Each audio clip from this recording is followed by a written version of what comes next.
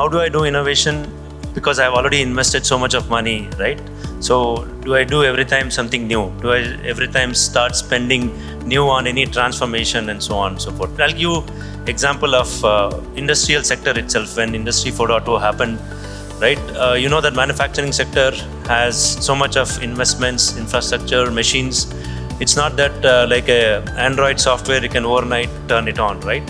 So one of the things what we looked at is how can you do more from your existing infrastructure and investments, right? So for that we had defined a three-pronged strategy, right? For example, foundational, transformational, and strategic.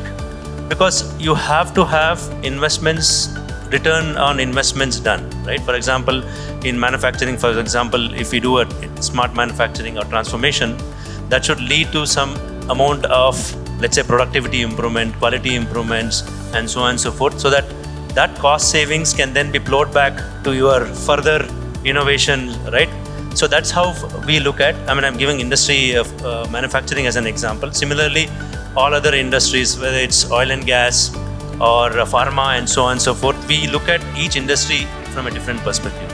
So it's more about each industry, what is the transformation, what is their priorities, and finally it's about even an individual customer, what is the investments they have made and so on and so forth. Right? That's how we look at it.